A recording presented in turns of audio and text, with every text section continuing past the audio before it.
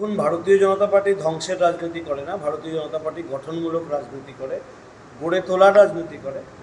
যে সিপিএম আজকে বিলুপ্ত প্রায়, তারা মানুষের দৃষ্টি তাদের দিকে ফেরানোর জন্য বিজেপির নামে মিথ্যা দোষ চাপাচ্ছে। কংগ্রেস, সিপিএম, তৃণমূল তিনটে দল যেহেতু অপ্রাসঙ্গিক হয়ে গেছে আজকের দিনে দাঁড়িয়ে, তাই এই দলগুলো চাইছে ঘোলা জলে মাছ ধরার জন্য। শপথ গ্রহণের আগেই বিজেপিকে যেন কালিমা লিপ্ত করা যায়, সেই কারণে তাদের লোক তাদেরকে গেরুয়া উত্তরীয় দিয়ে, গেরুয়া আবির পরিয়ে, তাদেরকে শিখিয়ে পড়িয়ে পাঠাচ্ছে। তারা জয় শ্রীরাম করতে করতে এসে মূর্তি ভাঙছে, আর সেই দোষ বিজেপির ঘাড়ে চাপিয়ে দিচ্ছে। এটা তৃণমূলের রাজনীতি, সিপিএমের রাজনীতি, কংগ্রেসের রাজনীতি। ওরা এই নোংরা রাজনীতি করে বাংলাকে শ্মশান করেছে। এখন এই জিয়াগঞ্জ শহরকে শ্মশান করার জন্য তারা মেতে উঠেছে। তাদের ব্যক্তিগত মুনাফার জন্য কংগ্রেস, সিপিএম, তৃণমূল সব এক। তারা আজকে বিজেপি 26,000 ভোট পেয়েছে জিয়াগঞ্জ শহরে, সেটা সহ্য করতে পারছে না।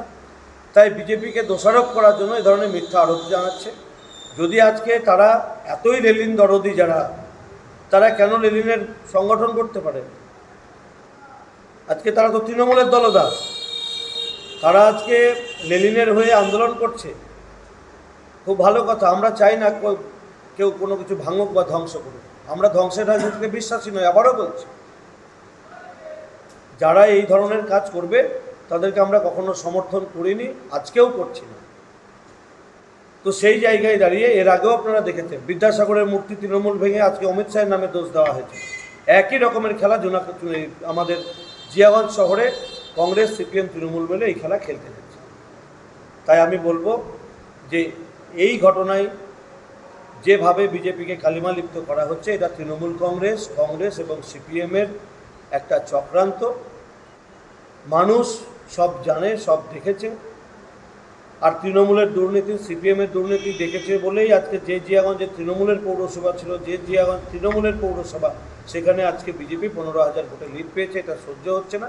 তাই এই ধরনের তারা বিজেপিকে কালিমা লিপ্ত করতে মিথ্যা দোষারোপ করছে। জিয়াগঞ্জ পৌরসভা কি তাহলে আপনারা এবার দখল নিচ্ছেন? আমরা 8 মাস পরে ইলেকশন, ফেব্রুয়ারি মাসে ইলেকশনে ভারতীয় জনতা পার্টি একক গরিষ্ঠতা পাবে। নির্বাচনের মধ্যে দিয়ে আমরা ক্ষমতায় আসব। গণতন্ত্রে আমরা বিশ্বাস করি। আমরা ওই তৃণমূলের মতো কিনে নেওয়া, জবরদখল করা, এই নীতিতে আমরা বিশ্বাসী নই। তাই নির্বাচনের মধ্যে দিয়েই বিজেপি পৌরসভা দখল করবে। পৌরসভা গরিষ্ঠতা নিয়ে, মানুষের মতামত নিয়ে আমরা পৌরসভায় জয়লাভ করবো। এ ব্যাপারে আমরা নিশ্চিত।